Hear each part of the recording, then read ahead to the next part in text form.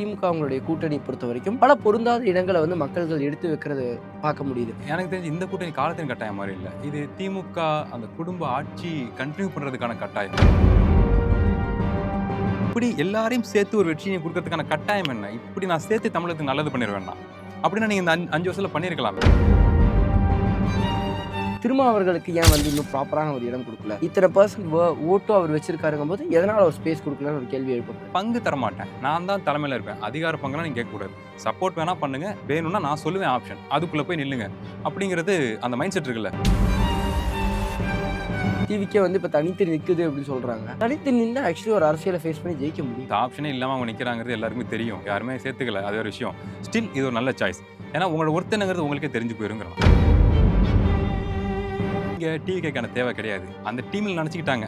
இப்போ சினிமாவில் வந்து ஒரு ஸ்கிரிப்ட் எழுதுவாங்க.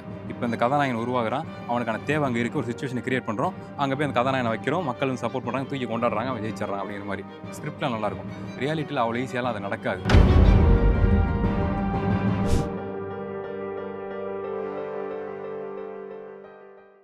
வணக்கம். என் கூட இன்னைக்கு அருணோதயன் அவர்கள் இருக்காங்க. அவர்கிட்ட தான் பேச போறோம்.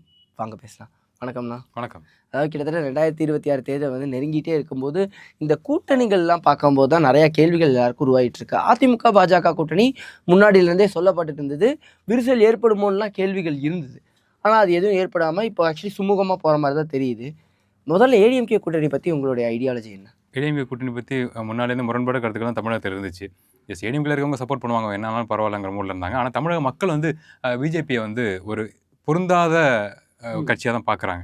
அதுக்கு பேசிக் ரீசன் என்னன்னா, டிஎம்கே ஸ்டார்டிங்னு சொல்லிட்டாங்க, பயமுறுத்தி வச்சிட்டாங்க. கெட்டது நல்லது அப்படிங்கிறத தாண்டி பேய் பூதம் மாதிரி பிஜேபி வந்து பயமுறுத்திட்டாங்க. அது உள்ளே வந்துச்சுன்னா எல்லாம் கேஸ் ஆயிரும் அப்படிங்கிற மாதிரி. ஸோ மக்களுக்குமே ஓகே, டிஎம்கே பல வருஷங்களாக தமிழ்நாட்டில் இருந்திருக்காங்க, கலைஞர் எல்லாம் இருந்திருக்காங்கிறப்ப அந்த குடும்பம் சொன்னால் அது உண்மையாக தான் இருக்கும், அந்த கட்சிக்காரங்க சொன்னால் உண்மையாக தான் இருக்கும்னு சொல்லி கொஞ்சம் அவாய்ட் பண்ணி தான் வச்சிருந்தாங்க. ஆனால் சர்டன் பாயிண்ட்டுக்கு அப்புறம் அதுக்கான தேவையும் தமிழ்நாட்டில் வந்திருக்குன்னு நான் சொல்கிறேன். கண்டிப்பாக கோவப்படுவாங்க. ஏன்னா பிஜேபி சப்போர்ட்டெல்லாம் பேசலை, ஃபேக்ட். ஏன்னா பர்சன்டேஜ் அதிகரிச்சிருக்குல்ல, எப்படி மக்கள் பிஜேபிக்கு ஓட் பண்ண ரெடி ஆகுறாங்க, எந்த மைண்ட் செட் அது உருவாகுது. ஸோ அப்போ அங்கே ஏதோ ஒரு தேவை அந்த மக்களுக்கு இருந்திருக்கு, ஒரு சின்ன பர்சன்டேஜ் தான் ஸ்டில், ஆனால் அந்த பர்சன்டேஜ் இருக்குது, அது இன்க்ரீஸ் ஆயிருக்கு. ஸோ அப்போ அவங்க வந்து கான்ஃபிடென்ட்டாக தமிழ்நாட்டுக்குள்ளே வர்றாங்க.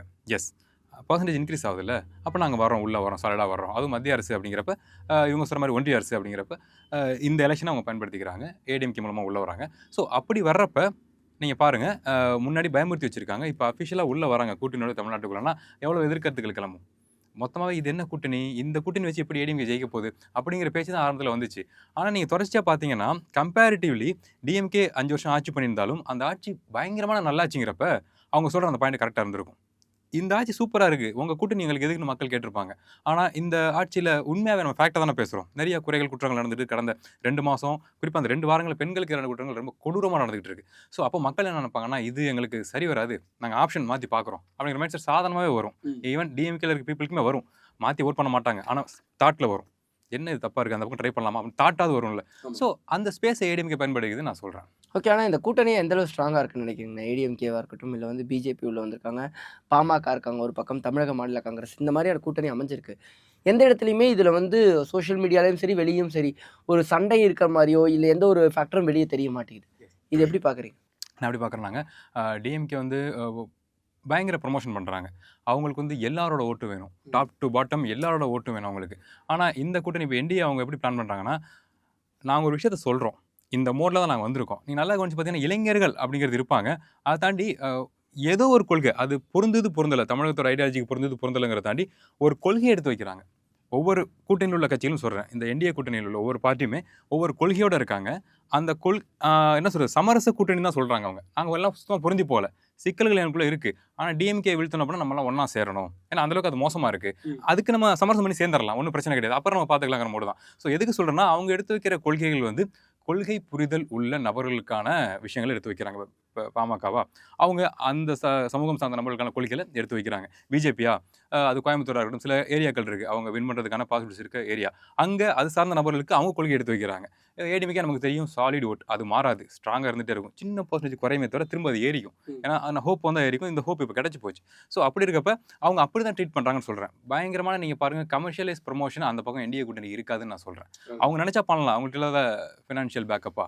ஸ்டில் அவங்க எப்படி பண்ணுறாங்கன்னா, இந்த பொலிட்டிக்கலாக பேசுகிறது, கொள்கைகள் எடுத்து பேசுகிறது. குறிப்பாக அந்த பிஜேபியில் நான் நிறைய பேர் பார்க்குறேன், இன்ஸ்டாகிராமில் சாலிடாக குறைகள் எடுத்து வைக்கிறாங்க. எஸ். அவங்க வந்து ஒரு ஐடியாலஜியோட வர்றாங்க. நான் ஃபர்ஸ்ட்டே சொன்ன மாரி தமிழகத்துக்கு பொருந்தாத கருத்துக்கள் இருக்குன்னு சொல்லப்பட்டாலும், அவங்க அதெல்லாம் கன்சிடர் பண்ணவே இல்ல. சிக்கல் இருக்கா? அதுக்கான ரீசன் சொல்றாங்க. அத செஞ்சவர் இவர் தான் சொல்றாங்க. அதுக்கு ஏன் தண்டனை கிடைக்கலன்னு கேட்குறாங்க கேள்வி. அந்த போர்ஷன் கரெக்ட்டா இருக்குல்ல. உங்களுக்கு அந்த கொள்கை பிடிக்காம இருக்கலாம். அந்த கட்சி பிடிக்காம இருக்கலாம். ஆனா அவங்க பேசுற விஷயம் கரெக்ட்ங்கிறப்ப, அத நான் ஷேர் பண்ணுவேன். அதுல என்ன தப்பு இருக்கு?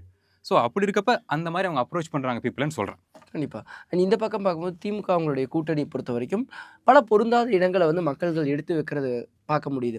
ஒவ்வொரு பாயிண்ட்டா அவங்க கேட்கறது வந்து, இது சரியோன்னு ஒரு கேள்வி நமக்குள்ளேயே கொண்டு வர மாரி இருக்கு. ஒரு பக்கம் வந்து ஓபிஎஸ் அவர்கள் ஜாயின் பண்ணப்போ பெரிய ஒரு கொஸ்டின் கிளம்பிச்சு. ஏன்னா, அவர் அதிமுகல வந்து ஒரு சிஎம்மா இருந்தவர். அவர் எப்படி போய் இங்க ஜாயின் பண்ணலாம்? கிட்டத்தட்ட டோட்டல் ஆப்போசிட்டா இருக்கே! அப்படிங்கிற மாரி ஒரு கேள்வி வந்தது. ஒரு பக்கம் தேமுதிக ஆரம்பிச்சதே வந்து திமுகவையும், காங்கிரஸையும் எதிர்த்து தான் சொல்லி சொல்லப்பட்டது. இப்ப அவங்க கூட்டணியில இணைஞ்சதா இருக்கட்டும், காங்கிரஸுக்குள்ள இருக்கிற சீட்டுகள் முரண்பாடுகளா இருக்கட்டும், பல விஷயங்கள் வந்து எடுத்து வைக்கப்படுது. இத எப்படி பார்க்குறீங்க? அதான் சில சமயம் சொல்லுவாங்க, கூட்டணி வந்து காலத்தின் கட்டாயம்ங்கிற மாரி.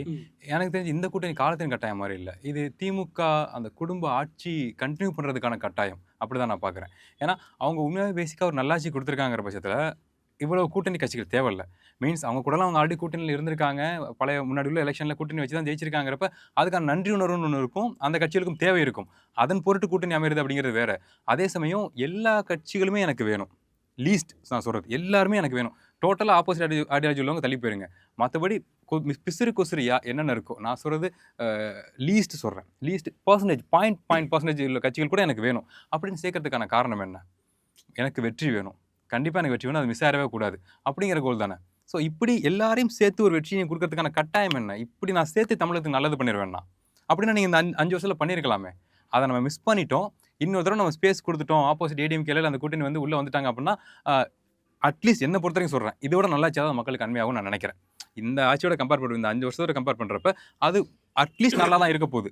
ஸோ அப்ப அந்த ஸ்பேஸ நம்ம குடுத்துறவே கூடாது. இன்னொரு தடவ நம்ம தான் வந்துரணும். அதுக்கப்புறம் நம்ம நல்லது பண்றோம் பண்ணலங்க செகண்டரி. நம்ம ஜெயிச்சரணும் அப்படிங்கிற அந்த அந்த என்ன சொல்றது, அந்த லீஸ்ட் வேட்கை இருக்குல்ல, கண்டிப்பா ஜெயிச்சே ஆகணுங்கிறது. அந்த மோட்ல அவங்க இயங்குறது நமக்கு தெரியுதுன்னு நான் சொல்றேன். ஈவன் என்னதான் இது ஒரு ஆரோக்கியமான கூட்டணின்னு அவங்க சொன்னாலும், ஆக்சுவலா அது ஆரோக்கியமா தெரியல. ஏன்னா, ஒரு ஃப்ரெண்ட்ஸ் கேங்ல எல்லாருமே அது ஒரு சூப்பரான கேங்னா, அவங்க எல்லாருமே ஹேப்பியா இருப்பாங்க. புரொடக்டிவா இருப்பாங்க. வாழ்க்கையில ஜெயிச்சிட்டு இருப்பாங்க. அதான் ஒரு ஹேப்பியான கேங். நாங்க ஹேப்பின்னு சொல்லிட்டு, உத்து பார்த்தா எல்லாம் ஸ்ட்ரெஸ்ல இருக்காங்க. ஒருத்தன பத்தி ஒருத்தவங்க குறை சொல்லிட்டு இருக்காங்க அப்படின்னா, அது எப்படி ஆக்டிவான கேங்கா இருக்க முடியும்? ஸோ அதே மாரி தான் இங்க. குறைன்னு சொன்னது ஒரு டெர்மு. இங்க பார்த்தீங்கன்னா, இப்ப அண்ணன் திருமாவளவன் அண்ணன் கேட்டுட்டு இருக்காரு. அவருக்கான ஸ்பேஸ் கிடைக்க மாட்டேங்குது. சில வீடியோஸ்லாம் பேசுறாப்புல. அதே மாரி கூட்டணி கட்சிகள் இருக்க பல பேர் வந்து குறைகள் சொல்றாங்க. ஏன் இந்த சிக்கல் நடக்குது? ஏன் ஸ்பேஸ் எங்களுக்கு குடுக்க மாட்றீங்க? ஆல்ரெடி குடுத்துருந்தீங்களே. குடுக்கறது என்ன சிக்கல் உங்களுக்கு? அப்படிங்கிறாங்க. ஏன்னா, அ சுயமரியாதை, சமத்துவம்லாம் பேசுறீங்க. அப்ப நீங்க அத செய்ய மாட்றீங்களே. ஏன் செய்ய மாட்றீங்க? அப்படின்னு ஆதங்கப்படாம கேட்கறாங்க. மனசுக்குள்ள ஆதங்கம் இருந்தாலும், அரசியல் நாகரிகம் கருதி சாதாரணமா கேட்கறாங்க. நீங்க பாருங்களேன், இவ்வளவு குழப்பங்கள் உள்ள எல்லாத்தையும் சேர்த்து நீங்க வந்து ஒரு ஒரு ஒரு ஒரு கூட்டணி அமைச்சிட்டு இருக்கீங்க. அது வெற்றி கூட்டணியா மாறுமா? இது ஃபோர்ஸ்ஃபுல் கூட்டணி, வெற்றி கூட்டணி இல்ல. கண்டிப்பா. ஆனா, பல கருத்துக்கள் வந்து ஈவன் அவங்க காங்கிரஸோட கூட்டணி போடுறதுக்கு 2 நாட்கள் இல்ல. ஈவன் அந்த கூட்டணி அனவுன்ஸ் பண்ணப்பட்டதுக்கு அப்புறமும் கூட ஒரு சலசலப்பு இருந்துகிட்டே இருந்தது. சோசியல் மீடியாலயும் சரி, இல்ல அவங்களுக்குள்ளயும் சரி. ஆரம்பத்தில ஈவன் பல காங்கிரஸ் லீடர்ஸே வந்து இது நடக்காதுங்கிற மாரி டாக்லாம் கூட போச்சு. கிட்டத்தட்ட ஆனா அது ஃபைனல் ஆயி 27 சீட்டு அப்படிங்கிற மாரி வந்துச்சு. அது ஒரு குழப்பம் இருக்குன்னு நினைக்கிறீங்களா? ஒண்ணும் இல்லங்க. தமிழகம் இந்தியாலே ஒரு பெஸ்ட்டான ஒரு மாநிலம். நீங்க ஒத்துக்காட்டியும் ஒத்துக்காட்டியும் அதான் உண்ம. ஸோ அப்ப தமிழகத்துக்குள்ள வந்துரணும்னு சொல்லி மத்திய கட்சிகள் பிளான் பண்றாங்க. அவங்களுக்கு தமிழ்நாடு தேவ. ஏன்னா தமிழ்நாடு மட்டும் தான் தப்பிச்சு கிடக்கு. ஏன்னா படிச்சிருக்கோம். படிக்க வச்சிருக்காங்க. யோசிச்சிருக்கோம். படிக்க சொன்னாலும் படிக்கிறதுக்கு ஒரு புத்தி வேணும். நம்ம கேட்டு படிச்சிருக்கோம். ஸோ அப்ப இந்த மாரி நபர்கள் கொண்ட மாநிலம் கிடைக்கிறது ரொம்ப கஷ்டம். நம்ம பயங்கரமா வேலை செய்வோம். கற்பனை ஆற்றல் ரொம்ப ரொம்ப அதிகம். இண்டஸ்ட்ரியில பயங்கரமா என்ன சொல்றது, சினிமாட்டிக்கான விஷயங்கள்லாம் பயங்கரமா பண்ணுவோம். நம்மளோட திறமை ஊறும். தானாவே ஊறும். அது இன்பில்டாவே நம்ம அப்படிதான். ஸோ அப்படி இருக்கப்ப நம்மள டேக் ஓவர் பண்ணணுங்கிறது எல்லாருக்குமே ஆசை. ஸோ காங்கிரஸும் பல வருஷமா ட்ரை பண்ணிட்டு இருக்காங்க. இங்க இப்ப டிஎம்கேயோட ஆட்சி சரியில்லைங்கிறப்ப, ஒரு எதிர் மனநிலை மக்களுக்கு இருக்குது. நம்மளோட அரசியல்வாதிகளுக்கு தெரியும். குறிப்பா காங்கிரஸ் மாரியான மீன்ஸ் மத்திய கட்சிகளுக்கு தெரியும். டேக் ஓவர் பண்ணணுங்கிற பிளான்ல இருப்பாங்கல்ல, அவங்களுக்கு தெரியும். ஸ்டில் அவங்க டிஎம்கே கூட கூட்டணி வைக்கிறாங்கன்னா, அந்த ஸ்பேஸ பயன்படுத்திக்கிறாங்கன்னு நான் சொல்றேன். ஆல்ரெடி சரியா இல்ல ஆட்சி. ஸ்பேஸ் குடு, எனக்கு சீட்டு குடுத்துரு. கொஞ்சம் எக்ஸ்ட்ரா குடு. அப்படிங்கிற மோடு தான். குடுங்கிறது டெர்மு. குடுங்க அப்படிங்கிற மோட்ல அவங்க கேட்கறாங்க. அடுத்தவங்க குடுக்கறதுக்கு ஸ்பேஸ் கிடைக்குதுன்னு நான் சொல்றேன். ஏன்னா காங்கிரஸ் கூட நீங்க முன்னாடி கூட்டணியில இருந்திருக்கீங்க. உங்களுக்கு அது ஒரு பலம் தரக்கூடிய கூட்டணியா இருந்திருக்கு பாஸ்ட்ல அப்படிங்கிறது ஓகே. ஸ்டில் உங்கள ஃபோர்ஸ் பண்றாங்கிறப்ப எப்படி நீங்க அத அலோவ் பண்ணலாம்? எனக்கு இத்தன சீட்டு வேணும், கண்டிப்பா வேணும்னு சொல்லி எப்படி உங்கள ஃபோர்ஸ் பண்ண முடியும்? அதுக்கான உரிமை அவங்களுக்கு என்ன இருக்கு? இல்ல முடியாதுன்னு சொல்றதுக்கான உரிமை உங்களுக்கு முழுசாவே இருக்கு. ஏன்னா நீங்க 5 வருஷம் ஆட்சி பண்ணியிருக்கீங்க. மக்கள் உங்களுக்கு சப்போர்ட் பண்ணி தான் வோட் பண்ணியிருக்காங்கிறப்ப, மக்கள்கிட்ட நீங்க தாராளமா சொல்லலாம். கொஞ்சம் இந்த ஆட்சியில குளறுபடிகள் நடந்து போச்சு. நம்மள தாண்டி நடக்குது. சமூக ரீதியில கொஞ்சம் பிளான் பண்ணி சில விஷயங்கள் செய்றாங்கிறப்ப, எனக்கு தமிழக மக்கள் தான் முக்கியம். அவங்க புரிஞ்சுக்கணும், ஆட்சி பண்ணணும் அப்படின்னா எங்களுக்கான ஸ்பேஸ் தான் அதிகமாக இருக்கும்னு டிஎம்கே சொல்லலாமே. நீங்கள் வந்து முட்டிக்கிட்டு தடுமாறுறீங்க. கொடுக்குறீங்க, வேணாங்கிறீங்க, ஸ்பேஸ் கொடுக்குறீங்க. அங்கே ஸ்பேஸ் கொடுத்துட்டு, குறிப்பாக இப்போ பார்த்தீங்கன்னா தேமுதிகலாம் ஸ்பேஸ் கொடுத்துட்டு, உங்களை நம்பி உங்கள் கூட இருந்த, உங்களோட வெற்றிக்கு பலமாக இருந்த, உங்களை எதிர்க்காத, கடந்த ஒரு 10 15 வருஷங்களா நான் சொல்கிறேன், உங்களை எதிர்க்காத, உங்களுக்கு சப்போர்ட்டாக இருக்க சில குற்றங்கள் பொருந்தாத விஷயங்கள் உங்கள் ஆட்சியில் நடந்தால் கூட அதை அதை என்ன சொல்கிறது, அதை பொறுத்துக்கிட்டு ஆதங்கம் இருக்கும். விசிக்காக்கு கண்டிப்பாக ஆதங்கம் இருக்கும். சிக்கல் நடந்த பெண்களுக்கான குற்றங்கள் அவங்களுக்கு கோவம் வராதா? இப்போ கம்யூனிஸ்ட்காரங்களாம் கோவம் வராதா? ஸ்டில் அதை பொறுத்துக்கிறாங்க. சமூகம் ஏதோ நடந்து போச்சு, பரவாயில்ல, தயவு செஞ்சு அந்த நம்ம கூட்டணி கரெக்டாக இருக்குது, நம்ம இதை இயக்கி கொண்டு போவோம் அப்படிங்கிற மோடில் சமரசமாக தானே இயங்குறாங்க. அப்படி இருக்கப்போ நீங்கள் யாருக்கு ஸ்பேஸ் கொடுக்கணும்? அவங்களுக்கு தானே ஸ்பேஸ் கொடுக்கணும். ஸோ தேமுதிக பழைய காலங்களில் அவங்க அரசியல் பண்ணுறப்ப டிஎம்கே எப்படி அட்டாக் பண்ணாங்கிறது நமக்கு தெரியும்ல, எவ்வளோ ஹார்டாக அட்டாக் பண்ணாங்க அப்படிங்கிற நமக்கு தெரியும்ல. ஆனால் அவங்களுக்கு நீங்கள் வர சொல்லி ஸ்பேஸ் கொடுப்பீங்க, இவ்வளோ சீட் கொடுப்பீங்க. ஆனால் உங்கள் கூடவே இருந்து உங்களுக்கு உண்மையாக இருக்க பார்ட்டிஸ்க்கு வந்து நீங்கள் டவுன் பண்ணுவீங்க, கெஞ்ச வைப்பீங்க. எவ்வளோ மோசமான செயல் இது. ஸோ இது எப்படி ஒரு ஆரோக்கியமான கூட்டணியாக இருக்குன்னு நான் கேட்குறேன். கண்டிப்பா. ஆனா இப்போ எல்லாருமே சமூக வலைதளங்கள்ல கேட்குற விஷயம் என்னவா இருக்குன்னா, திருமாவர்களுக்கு ஏன் வந்து இன்னும் ப்ராப்பரான ஒரு இடம் குடுக்கல? இத்தனை கூட்டணியில இருந்து இத்தனை வருஷங்கள் அவர் தான் ப்ராப்பரா வொர்க் பண்ணியிருக்காரு. இத்தனை பெர்சன்ட் ஓட்டும் அவர் வச்சிருக்காருங்கும்போது, எதனால ஒரு ஸ்பேஸ் குடுக்கலன்னு ஒரு கேள்வி எழுப்பப்படுது. இத எப்படி பார்க்குறீங்க? எஸ். இதை நான் ஃப்ராங்காகவே பேசுகிறேன். இது ஹார்டாக கூட இருக்கலாம்.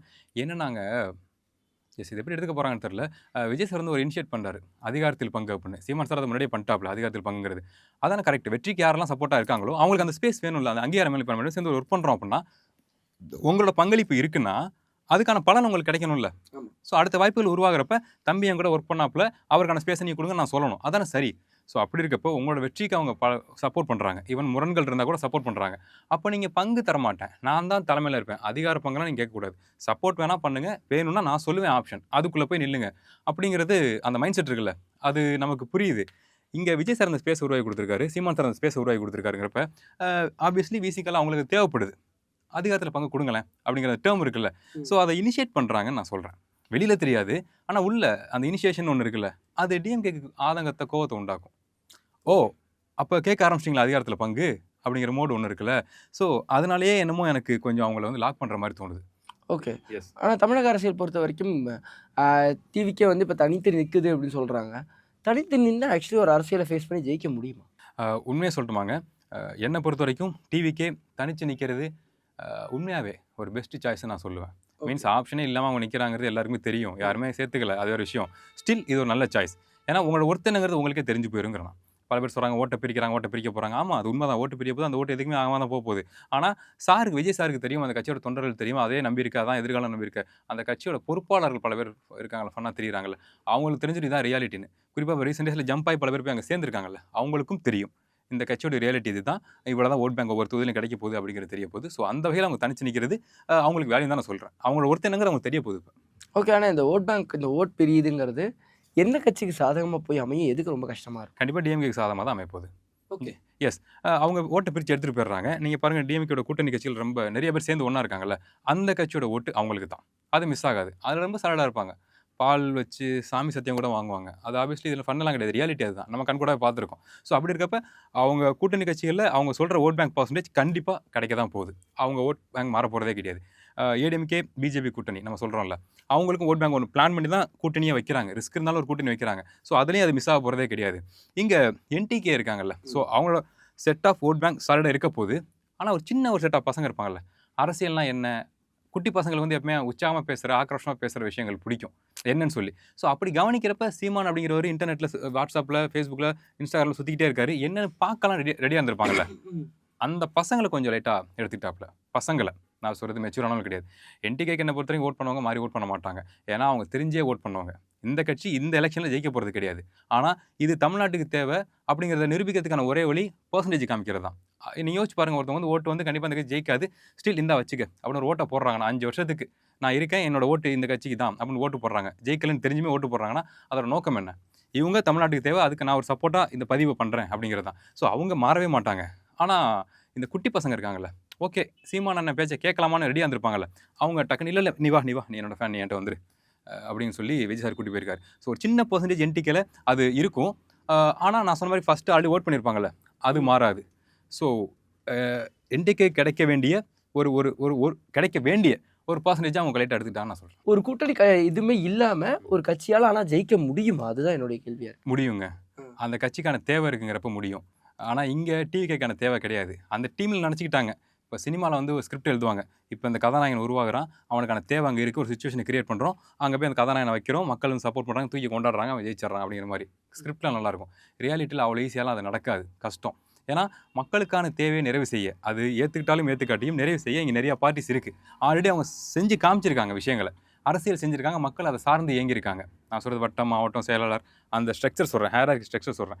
அது ரொம்ப ஸ்ட்ராங்காக இருக்குது எல்லா பார்ட்டிக்குமே. அப்படி இருக்கப்ப நான் ஒரு ஆப்ஷன் சொல்கிறதுக்கான தேவை தமிழ்நாட்டில் நடக்கலை. நான் இதை பல இடங்களில் சொல்லியிருக்கேன். விஜய் சார் இப்போ அரசியலுக்கு வந்திருக்கவே கூடாது, வந்துட்டார், இனி மாற்று சிந்தனையே கிடையாது. ஸ்டில் இன்னும் 10 வருஷம் கழிச்சு அவர் வராருங்கிறப்ப ரியாலிட்டி நான் பேசுகிறேன், அவரோட ஃபேன் பேஸ் ஏறி இருக்கும், இன்க்ரீஸ் ஆகிருக்கும், மெச்சூராக இருப்பாங்க. அவங்கள படங்கள் மூலமாக ஈவன் நீங்கள் எம்ஜிஆர் சார்னு அவரே சொல்கிறார், எனக்கு அது ஆர்வமே கிடையாது, அது ரொம்ப தப்பு, அவரை சொல்லக்கூடாது, மக்கள் சொல்லணும். ஸோ அவரோட ஃபார்முலாவை நீங்கள் ஃபாலோ பண்ணியிருக்கலாம். நீங்கள் ஸ்டேஜில் சொல்கிறீங்கல்ல, எம்ஜிஆர் சார் மாதிரி நான் வரப்போகிறேன் அதுன்னு சொல்கிறீங்கல்ல, அதை நீங்கள் பண்ணியிருக்கலாங்கிறேன். இந்த 10 வருஷங்களை ஷார்ப்பாக டார்கெட் பண்ணி அடித்து உங்கள் கொள்கைகளை பாடல்கள் மூலமாக, படங்கள் மூலமாக சொல்லி உங்கள் ஃபாலோவர்ஸை படங்கள் மூலமாகவே பக்குவப்படுத்தி கொண்டு வந்து நீங்கள் பாலிடிக்ஸ்க்கு வந்தீங்கன்னா சாலிடான ஒரு இம்பாக்டை கொடுத்துருக்குன்னு நான் சொல்கிறேன். இப்போ இடையில பூந்து நீங்கள் அரசியலுக்குள்ளே வந்து, தமிழக அரசியலுக்குள்ளே வந்து அதில் உங்களோட தேவை தமிழகத்துக்கு தேவையில்லை நான் சொல்கிறேன். தேவையில்லை. டிவிக்கே இப்போ தமிழகத்துக்கு தேவை இல்லை. அவங்க அப்படி நினைக்கிறாங்க, ஒரு பிம்பத்தை உருவாக்குறாங்க. ஆனால் ஆக்சுவலி தேவையில்லை. அதான் ரியாலிட்டி. அது இங்கே தெரிய போகுது, எலெக்ஷனில் தெரிய போகுது. ஓகே நானா இப்போது டோட்டலாக வந்து இந்த மாதிரி சொல்லப்படுது. அன்றைக்கே நம்ம ground reality and social media பேசணும். சோஷியல் மீடியாவோட இதை பார்த்துட்டு இப்போ டிஎம்கேக்கு ஓட்டு போடுற கூட்டம் வந்து இன்னும் ஜாஸ்தி ஆகுமா, இல்லை அது எந்த மாதிரி இருக்க போகுது? எஸ், எனக்கு தெரிஞ்சு டிஎம்கேக்கான ஓட் பேங்க் வந்து மாறாது. ஓட் பண்ணுறவங்க ஓட் பண்ணிடுவாங்க. ஏன்னா டிஎம்கே இப்படி தான் தெரிஞ்சு தான் ஓட் பண்ணுற நபர்கள் அவங்க மாற மாட்டாங்க. அதை தாண்டி அந்த ஃபேவரிசம்னு ஒன்று இருக்குல்ல, ஒரு பேக்கப் ஒன்று இருக்குது. ஒரு பொறுப்பாளர் இருக்காருன்னா அவரோட பையன் இருப்பாங்க, அந்த பையனோட ஃப்ரெண்ட்ஸ் இருப்பாங்க, ஒரு ஃபேமிலி இருக்கும், ஒரு சம்திங் ஏதோ ஒரு தேவை அங்கே இருக்கும், ஒரு பேக்கப் இருக்கும், நமக்கு செஞ்சு விடுவார் செய்வாருங்கிற மோடில் சில பேர் சப்போர்ட் பண்ண தான் போகிறாங்க. ஆனால் அந்த மெஜாரிட்டி, அந்த வெற்றியை தீர்மானிக்கிற மக்கள் இருக்காங்கல்ல, அவங்க சொல்கிறது என்ன அப்படின்னா இது சரியில்லை அப்படிங்கிறது தான். மக்கள் மனசாட்சி இல்லாதவங்க கிடையாதுங்க, அவங்களுக்கு தெரியும் எது சரி தப்புன்னு. தப்பு பண்ணாலும் பரவாயில்ல, நீங்கள் நல்லவங்க அப்படின்னு ஓட்டு போடுறவங்க தான் மக்கள். அப்படி தான் ஒவ்வொரு பார்ட்டியும் மாறி மாறி எலெக்ஷன் ஜெயிச்சிட்டு இருக்கு. எல்லாரும் மனித புனிதர்கள் கிடையாது. ஸ்டில் மக்கள் மாறி மாறி ஏன் ஓட் பண்ணுறாங்க? பரவாயில்ல, எங்களை கொஞ்சம் நல்லா பார்த்துக்க அப்படிங்கிற மோடு தான். ஸோ அப்படி இருக்கப்போ இவங்க சரியாக பண்ணலை இந்த 5 வருஷம். ஸோ அப்போ அந்த மக்களோட ஓட்டு வந்து இந்த பக்கம் மாறப்போதோ அப்படிங்கிறது என்னோட பாயிண்ட் ஆஃப் வியூ. இங்கே ஃபைனலாக ground reality ADMK versus DMK எப்படி இருக்குது? ஏடிஎம்கே கொஞ்சம் ப்ரெஷரில் இருக்குது, ஆனால் அதை அவங்க அழகாக ஹேண்டில் பண்ணுறாங்க, ரொம்ப ப்ராப்பராக ஹேண்டில் பண்ணுறாங்க. ஏன்னா எனக்கு தெரிஞ்சு இப்படி ஒரு ப்ரெஷரை தமிழகத்தில் எந்த பார்ட்டியும் ஃபேஸ் பண்ணது கிடையாது. நான் சொல்கிறது கையாளாகாத தன்மை கிடையாது, இது ஹேண்டில் பண்ணுறது ரொம்ப கஷ்டம். அதை எடப்பாடி சார் ரொம்ப ப்ரோ லெவலில் பண்ணிகிட்டு இருக்காப்புல, நம்ம கண் கூட பார்க்குறோம். இன் ஃபியூச்சரில் வரலாறு எழுதுறப்ப அது எழுதுவாங்க அவங்க, எப்படி இவ்வளோ பெரிய ப்ரெஷர் பாயிண்ட் அவர் ஜெயிச்சு தாண்டி வந்தாருங்கிறது எழுதி வச்சுங்க, அது நடக்க தான் போகுது. இந்த பக்கம் வந்து பேக்கப் இருக்குது, ஸ்டாலின் சாருக்கு வந்து பயங்கரமான பேக்கப் இருக்குது, பயங்கரமான ஆர்ஜின் இருக்குது, பயங்கரமான கைடன்ஸ் இருக்குது. நீங்கள் யோசிச்சு பாருங்கள், அது பயங்கரமான ஆலமரம், ஆக்சுவலி அசைக்க முடியாது. அது மழை வெயில் எது அடித்தாலும் அது நிற்கும், அந்த மரம் நிற்கும். நான் சொல்கிறது வெற்றி தோல்விங்கிற தாண்டி டிஎம்கேங்கிறது நிற்கும், அதான் உண்மை. அதை அசைக்கிறதுங்கிறது சும்மா விளையாட்டுக்கு பேசலாம், அது ஏற்றுக்கணும், உண்மையை ஏற்றுக்கணும், அது காலமாகும். ஸோ அவ்வளோ பெரிய சப்போர்ட் அவருக்கு இருக்கப்ப அவரோட கூட்டணிங்கிறதா இருக்கட்டும், அவருக்கு கிடைக்கிற விஷயங்களாக இருக்கட்டும், அது மக்களுக்கே தெரியும்.